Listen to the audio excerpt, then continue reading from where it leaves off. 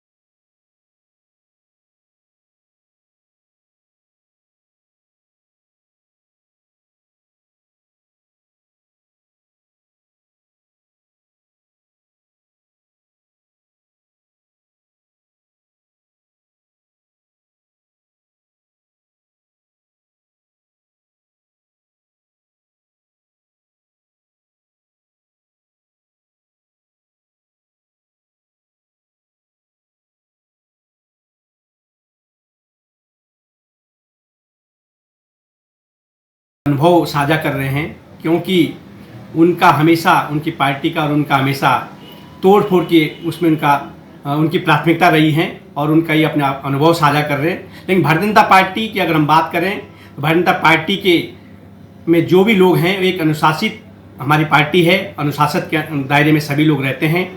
और भारतीय जनता पार्टी में जो भी लोग, चाहे हमारे प्रदेश के पदाधिकारी हों, चाहे जनप्रतिनिधि हों, हमारे सभी एक सेवा भाव के साथ काम करते हैं। और हमारे भारतीय जनता पार्टी के जो भी कार्यकर्ता हैं राष्ट्र को प्रथम मानते हैं, पार्टी के उसके बाद और स्वयं उसके बाद उनका महत्व है। लेकिन और किसी प्रकार का उनका कोई स्वार्थ नहीं, तो इस सेवा के लिए काम करते हैं और अनुशासन के दायरे में काम करते हैं। उत्तराखंड में एक बार फिर धामी कैबिनेट की विस्तार की चर्चाएं जोरों से हैं, जिसमें हर कोई व्यक्ति यही चर्चा करता हुआ नजर आ रहा है। मंत्रिमंडल विस्तार कभी भी हो सकता है। धामी कैबिनेट में मंत्री पद की 4 कुर्सियां खाली हैं, जिसको लेकर चर्चाएं गर्म हैं। कभी भी मंत्रिमंडल का विस्तार हो सकता है।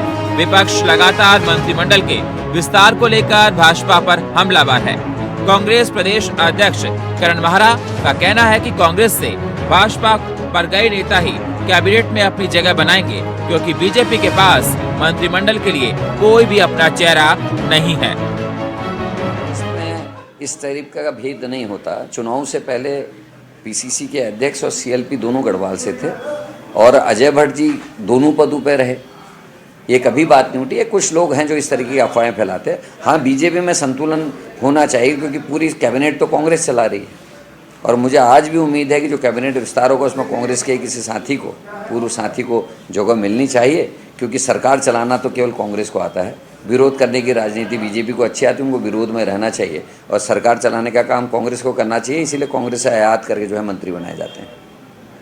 उत्तराखंड के मंत्रिमंडल में विस्तार की जो चर्चाएं हैं, उस पर आम आदमी पार्टी का ये कहना है कि देखिए, 2 साल बीत जाने के बाद भी अभी तक पूर्ण तरीके से मंत्रिमंडल का विस्तार नहीं हो पाया है। साथ ही पिछले कार्यकाल की भी अगर हम बात करें तो भी पिछले 3-4 सालों तक मंत्रिमंडल लटकाए रखा गया। बीजेपी के सामने मंत्रिमंडल विस्तार से लेकर दायित्व बंटवारे में पार्टी नेताओं को एडजस्ट करना, उन्हें संतुष्ट करना एक बड़ी चुनौती है। ऐसे में सीएम की राज्यपाल से मुलाकात के बाद मंत्रिमंडल विस्तार की चर्चा भी कभी गर्म है, जिससे प्रदेश में सियासी माहौल फिर गर्मा दिया है। ऐसे में देखना ये होगा कि दायित्व से लेकर मंत्री तक सीएम किसे अपना सहयोगी चुनते हैं। ब्यूरो रिपोर्ट, देहरादून से अभय कैतुरा की रिपोर्ट, इंडिया वॉइस के लिए। तो राज्यपाल से मुलाकात के बाद लगातार ये कहा जा रहा है कि मंत्रिमंडल का विस्तार होगा, लेकिन अफवाह भी बताई जा रही है। तमाम सवाल खड़े हो रहे हैं। इस पर चर्चा करने के लिए हमारे साथ कुंवर जपेंद्र सिंह, प्रदेश प्रवक्ता कांग्रेस के, हमारे साथ सुरेंद्र अग्रवाल, वरिष्ठ नेता, और हमारे साथ संगीता शर्मा, प्रदेश प्रवक्ता आम आदमी पार्टी की, जुड़ चुकी हैं। सबसे पहले मैं कुवेंद्र जपेंद्र जी आपके पास जाऊंगा। जिस प्रकार से देखा जा रहा है लगातार ये चर्चाएं हैं और कहा जा रहा है कि मंत्रिमंडल का विस्तार होगा, मैं आपसे पूछना चाहता हूं कि सर, ये अफवाहबाज कौन है? कौन ये अफवाहें फैलाता है बार बार कि मंत्रिमंडल का विस्तार उत्तराखंड में होने जा रहा है? सबसे पहले तो थोड़ी सी आपसे संबोधन में एक त्रुटि होगी कि वो सर बीजेपी ठीक है सर, ठीक है जी, हम बीजेपी, हाँ जी सर, ठीक है, मैं समझ गया। और देखिए, वर्तमान में जिस तरह से कांग्रेस की जो स्थिति हो रखी है प्रदेश में, तो कांग्रेस के पास कोई राजनीति का ना तो आधार बचा है, ना कोई विजन बचा है। तो अब कांग्रेस की नजर भारतीय जनता पार्टी की कार्यप्रणाली पे है, चाहे वो संगठन के कार्य हो या सरकार के कार्य हो। और ये साफ कर देता है कि जो विजनलेस कांग्रेस है वो अपने कार्यों की तरफ ना देखते हुए, अपने एजेंडों को ना आगे बढ़ाते हुए, वो पूरी तरह से भारतीय जनता पार्टी की सरकार की नीतियों, रीतियों और संगठन के कार्यों की और उनकी नजर ज्यादा रहती है। तो ये एक बहुत अच्छा संकेत है आने वाले समय में 2024 के चुनावों के लिए। कम से कम भारतीय जनता पार्टी के कार्य, भारतीय जनता पार्टी का विजन और भारतीय जनता पार्टी की विकास पूरक सोच और जनहित के कार्यों को जिस तरह से जनता पसंद कर रही है, और भारतीय जनता पार्टी का कार्यकर्ता निरंतर जनता के बीच में जाके काम कर रहा है। अभी हमारा पूरे प्रदेश स्तर में महाजनसंपर्क अभियान चल रहा है, जिसका समय बढ़ाया गया है। लोगों के बीच में जाके लोगों के भावों को समझते हुए, लोगों की जो एक इच्छा के अनुरूप शासन कैसे करना है, योजनाएं कैसे बनानी है, विकास के पथ को आगे कैसे लेके जाना है, भारतीय जनता पार्टी का और माननीय युवा मुख्यमंत्री का एकमात्र लक्ष्य है कि 25वीं वर्षगांठ से पहले उत्तराखंड को अग्रणीय राज्य की पंक्ति में स्थापित करना। और भारतीय जनता पार्टी का प्रत्येक कार्यकर्ता, प्रत्येक पदाधिकारी और मंत्री, माननीय मुख्यमंत्री जी, सभी उसी दिशा में लगे हुए, और निश्चित तौर पर हम ये करके दिखाएं। कुंवर जी, अफवाहबाज आपने नहीं बताया कौन है? अब देखिए, अफवाहों पे ना तो एनर्जी वेस्ट करनी चाहिए और ना ही अफवाहों पे ध्यान देना चाहिए। निरंतर अपने कार्यों को जनहित में, प्रदेश हित में आगे बढ़ाते रहना, यही भारतीय जनता पार्टी का मोटो है। ठीक है, सुरेंद्र जी, सुना आपने कुंवर जी को? मंत्रिमंडल विस्तार पर मेरे प्रिय अनुज जो है, मेरे शुभकामनाएं भी उन्हें। वो पता नहीं क्यों प्रकाश नहीं डाल पाए कि कौन अफवाहबाज है, और हमारी तो ये कामना है ये अफवाह ना निकले।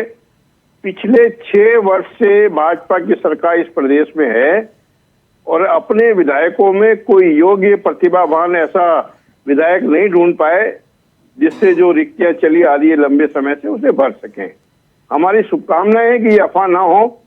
महामहिम से माननीय मुख्यमंत्री जी मिले हैं, निश्चित रूप से कुछ बात की होगी, और हमारी शुभकामनाएं हैं जितने आकांक्षी हैं मंत्रिमंडल में स्थान पाने के लिए, जिनको भी मिल जाए, हमारी शुभकामनाएं सबके साथ हैं। और ये भी सच है कि प्रदेश के मुख्यमंत्री का विवेकाधिकार है कि अपने सहयोगियों में, अपने मंत्रिमंडल में, अपनी सरकार में किसको क्या जिम्मेदारी दे। ये उनका विशेषाधिकार है, विवेकाधिकार है। और पता नहीं धाकड़ धामी ये अपने विवेकाधिकार का उपयोग करने में क्यों पिछड़ रहे, क्यों इतना साहस नहीं दिखा पा रहे कि जो 4 वैकेंसीज हैं मंत्रिमंडल में उनको भर सके। अरे आपके यहाँ योग्य, प्रतिभावान, कुशल नेतृत्व देने वाले मैं नहीं समझता कि कम लोग होंगे।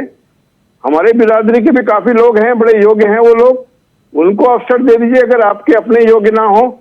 क्योंकि आप तो उधार का सिंदूर लेकर गए हैं, और जब उधार का सिंदूर लेकर गए तो उन्हें छांट कर ले गए होंगे, क्यों नहीं उन्हें मंत्री बना देते? 4 मंत्री जो वैकेंसी है उन्हीं को बना दीजिए अगर आपके पास योग्य नहीं है। क्योंकि यदि योग्य आपके उम्मीदवार होते, आपके विधायक होते, तो निश्चित रूप से आपने उनको मंत्रिमंडल में पहले चरण में शामिल कर लेते। आप दायित्व देने से भी पीछे हट रहे हैं। अपने जिनको कर्मठ कार्यकर्ता बोलते हैं, आप वर्षों से आपकी दरी बिछा रहे हैं, आपके नारे लगा रहे हैं, आपके पोस्टर लगा रहे हैं, उनमें भी योग्य उम्मीदवार नहीं मिल रहे आपको दायित्व देने के लिए। लगता है कहीं ना कहीं गड़बड़ है, दाल में कुछ काला है। जो माननीय मुख्यमंत्री जो धाकड़ धामी के नाम से मशहूर हैं, वो निर्णय नहीं ले पा रहे। हमारी शुभकामनाएं हैं। मैं जवाब लेता हूं। कुंवर जी सुना जी सर है कि 3 महीने में 3 मुख्यमंत्री बदल देते हैं, ठीक है 8 वर्ष में 10 मुख्यमंत्री दे देते हैं। हमारी तो माननीय मुख्यमंत्री जी को शुभकामनाएं हैं और जितने लोग लाइन में खड़े हैं मंत्री पद की शपथ लेने को, ठीक है, हमारी तमाम लोगों को शुभकामनाएं। ठीक है सुरेंद्र जी, मैं कुंवर जी से जवाब लेता हूं, मैं संगीता जी के पास उसके बाद जाऊंगा। कुंवर जी, तमाम सवाल किए, शुभकामनाएं दी, उधार का सिंदूर लेकर आपके गए, छटनी कर लीजिए हमारे पास से ले, आपके पास कोई है नहीं, कितनी सारी बातें आपको गिना दी। और मानना पड़ेगा सर, 2 साल हो गए, 4 पद खाली पड़े हैं सर। अभी से नहीं, जब भी कोई मुख्यमंत्री बना उत्तराखंड का, ये देखा गया कि कुछ ना कुछ पद खाली रहते हैं सर।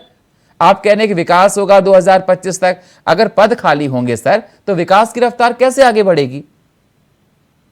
सबसे पहले तो सुरेंद्र जी को धन्यवाद कि उन्होंने कम से कम ये तो स्वीकारा कि भारतीय जनता पार्टी में कर्मठ और काम करने वाले लोगों की बहुत एक अच्छी टीम है, उसकी कोई कमी नहीं। और दूसरी तरफ, जैसा हमने पहले ही कहा कि कांग्रेस की नजर इस समय मात्र भारतीय जनता पार्टी के संगठन की कार्यप्रणाली और सरकार के कार्यों की तरफ ज्यादा लगी हुई है, और धरातल पर कांग्रेस बिल्कुल शून्य नजर आ रही है। और गाहे बगाहे कांग्रेस के सभी नेताओं के इस तरह के बयान भी सामने आते रहते हैं। तो हम चाहेंगे कि कांग्रेस अपनी इसी दिशा में प्रयासरत रहे। धरातल पर कार्य करने के लिए भारतीय जनता पार्टी का कार्यकर्ता ही काफी है, और भारतीय जनता पार्टी का कार्यकर्ता कार्य करने के लिए किसी पद का मोहताज नहीं है। ये भारतीय जनता पार्टी की ही एक राजनीति में परंपरा है कि राष्ट्र प्रथम, पद द्वितीय और व्यक्ति तृतीय। तो जब भावना होती है मन में देश के लिए और प्रदेश के लिए कार्य करने की, तो वहां सभी कार्यकर्ताओं में एक भाव होता है काम करने का, और सभी उस भाव से काम करते हैं, कर रहे हैं और भविष्य में भी करते हुए दिखेंगे। पद मात्र और मात्र एक तरह से वो एक डेमोक्रेटिक चीजों को कंप्लीट करने के लिए होता है, और वो जितने लोग आज पदों पे बैठे हैं, मंत्री के रूप में काम कर रहे हैं, पदाधिकारियों के रूप में काम कर रहे हैं, तो उनके कार्यों की प्रदेश की जनता प्रशंसा ही करती है।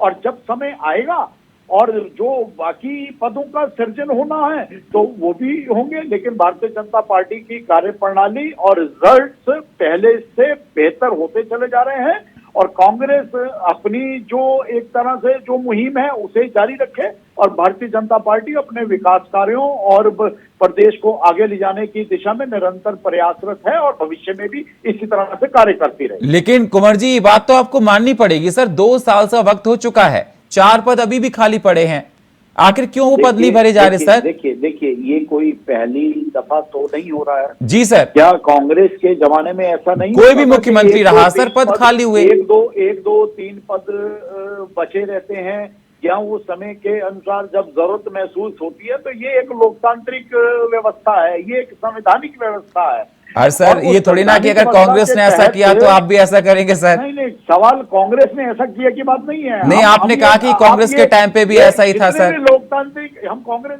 जितने भी लोकतांत्रिक देश हैं आप उठा के देख लीजिए, जितने लोकतांत्रिक देश हैं, 205 सर हम बात उत्तराखंड की कर रहे हैं सर। कहीं 1 या 2 पद कहीं खाली हैं और वो बाकी मंत्रिमंडल अपना सुचारू रूप से काम कर रहा है, सभी कार्यकर्ता काम कर रहे हैं, उसके बेहतर रिजल्ट आ रहे हैं, प्रदेश के मुखिया दिन रात जुटे हुए हैं, तो ये सब चीजें, इन चीजों सर मेरा मानना ये है ना कि अगर किसी विभाग, किसी एक को दिया जाएगा, किसी एक की जिम्मेदारी दी जाएगी, तो वो और निखर कर आएगा सर। जो खाली उस जगह पर अगर उसको भरा जाएगा। आपका मानना ठीक है, क्योंकि आज पद रिक्त है, इसलिए आप इस पद रिक्त के विषय पर चर्चा कर रहे हैं।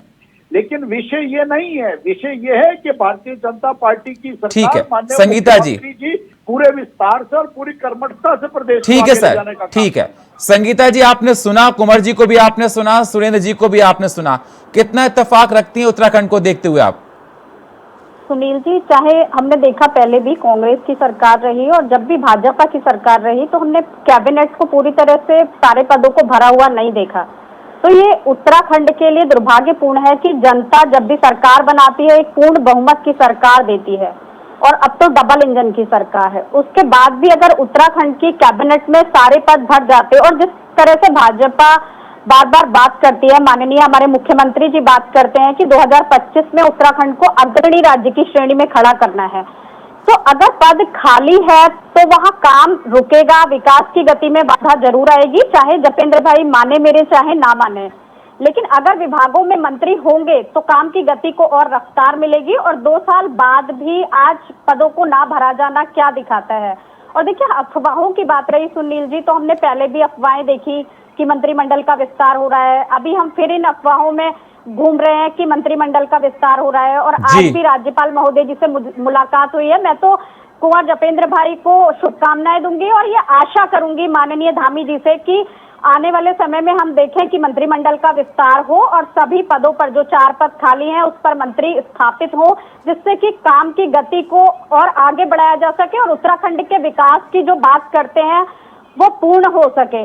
ऐसा ना हो कि मंत्री जो है वो अपने पदों पर ही नहीं है, ये अफवाहें केवल अफवाहें बनकर ना रह जाएं। सुनील जी, जपेंद्र जी सुना आपने संगीता जी को?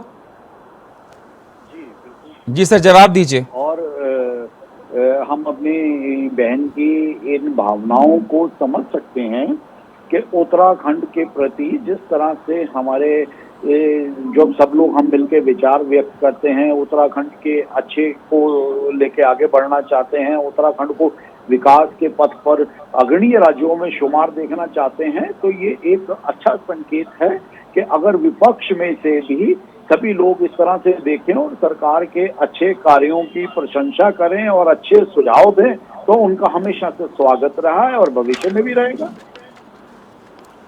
सुरेंद्र जी सुना आपने, जपेंद्र जी का यही कहना है कि काम लगातार अच्छा कर रही है सरकार, आपत्ति हो? निश्चित रूप से अच्छा काम कर रही है। मैंने बताया ना कि माननीय मुख्यमंत्री जी का विवेकाधिकार है कि अपने कार्यकर्ताओं को, अपने विधायकों के क्षमता का, प्रतिभा का, उनकी योग्यता का भरपूर उपयोग करे।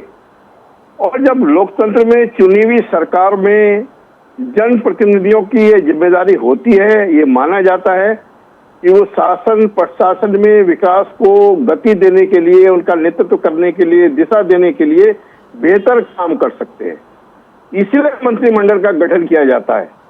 और जहां तक सरकार के अच्छे काम की बात है, निश्चित रूप से बहुत अच्छा काम है। ऋषिकेश में मंत्री जी जो हैं कैबिनेट के, वो हाथ पांव गर्म कर रहे हैं, माननीय मुख्यमंत्री जी के सामने जूते चप्पल चल रहे हैं, एक मंत्री जी के आगे एक युवा की पिटाई हो रही है। अरे इतने अच्छे काम, कृपया करके ऐसे अच्छे काम ना करिए। और बहुत काम है, विकास की योजनाओं को आगे बढ़ाने का काम है। आप की सरकार जो है वो वार्षिक योजना का धन नहीं खर्च कर पा रही है, ग्रीन बोनस नहीं ला पा रही है केंद्र से, जो जीएसटी का बचा हुआ पैसा है, कंपनसेशन है, वो पूरा नहीं मिल पा रहा है। इन तमाम कामों में आप अपनी शक्ति, अपनी ऊर्जा का उपयोग करें। और मैं समझता हूँ मंत्रिमंडल का पूर्ण गठन करने के बाद जिनको भी आप जिम्मेदारी देंगे वो बेहतर ढंग से सरकार में जनता की भावनाओं को निश्चित रूप से उचित दिशा दे पाएगा। क्योंकि लोकतंत्र में यही है, चुने हुए जनप्रतिनिधि मंत्रिमंडल के रूप में शपथ लेते हैं, जन भावना के अनुरूप काम करते हैं, सरकार का शासन प्रशासन बेहतर चल सकता है। जहां तक कांग्रेस की बात है, निश्चित रूप से लोकतंत्र में पक्ष और विपक्ष दोनों एक ही गाड़ी के पहिए हैं। आज सत्ता में कौन है, कल कौन फर्श पे होगा, कौन अर्श पे होगा, ये जनता का अधिकार है जी। और हमें जनता के निर्णय लेने की क्षमता पे पूरा विश्वास है।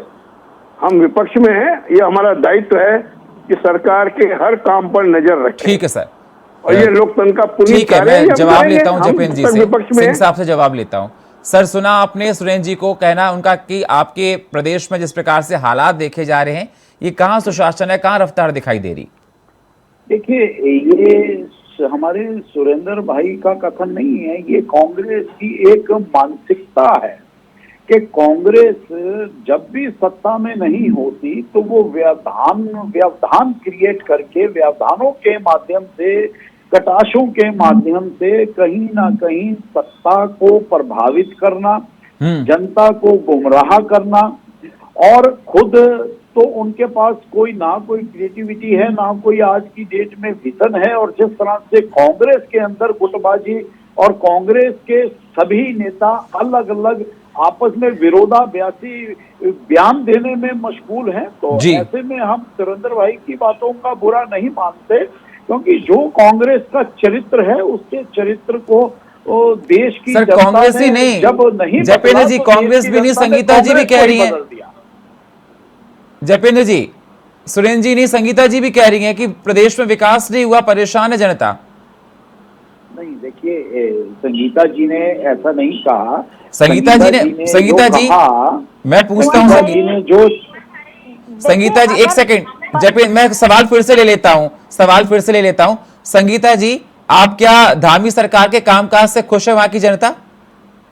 देखिए, हमने पहले भी देखा जो कैबिनेट में मंत्री हैं, चाहे प्रेमचंद्र अग्रवाल जी हों, किस तरह से मार कुटाई चल रही थी, और हमने देखा कि बैकडोर भर्ती मामला सामने आया, युवकों के साथ छलावा हुआ, सहकारिता विभाग पर सवाल उठे, स्मार्ट सिटी को लेकर कई बार इनके विधायकों ने भी सवाल उठाए। तो देखिए, काम की जो रफ्तार है, हम स्वास्थ्य देखें, शिक्षा के क्षेत्र में देखें, तो जो काम होने चाहिए वो नहीं हो पा रहे। इसीलिए जो पद भरे जाने हैं जपेंद्र भाई, वो ऐसे लोगों को उस पद पर बिठाइएगा जो सफेद पोस्ट हो, जिन पर भ्रष्टाचार के दाग ना हो, ताकि आपके सपने को पूरा कर सकें, जो 2025 का सपना है उत्तराखंड को अग्रणी राज्य में स्थापित करने का।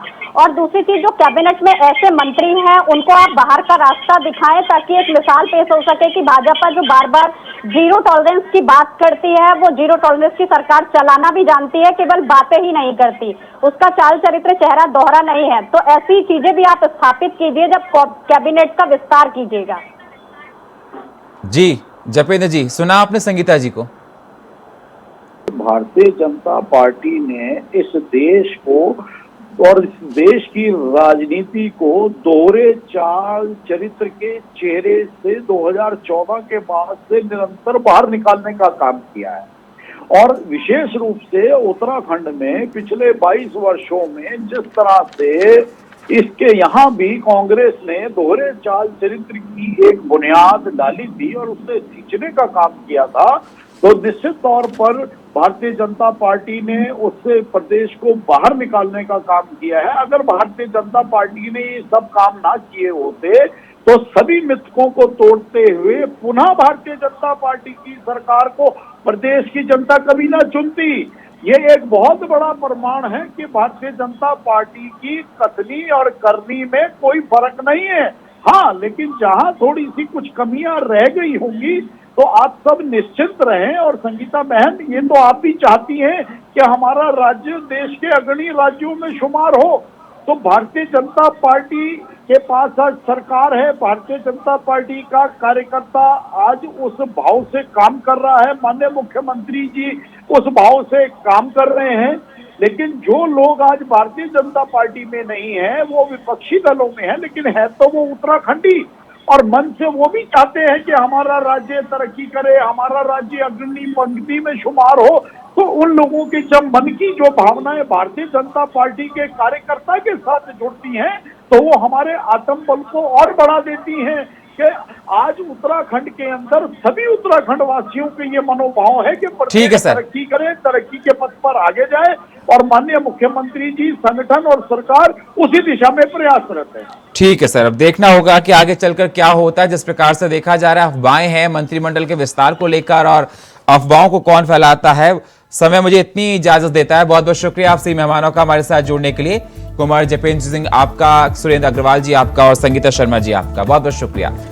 तो सवाल यही निकल कर आता है कि ये मंत्रिमंडल के विस्तार की अफवाह आखिर कौन फैला रहा है, और अगर विस्तार होगा तो किसको पद मिलेगा, ये तो आने वाला समय बताएगा कि क्या कुछ होता है।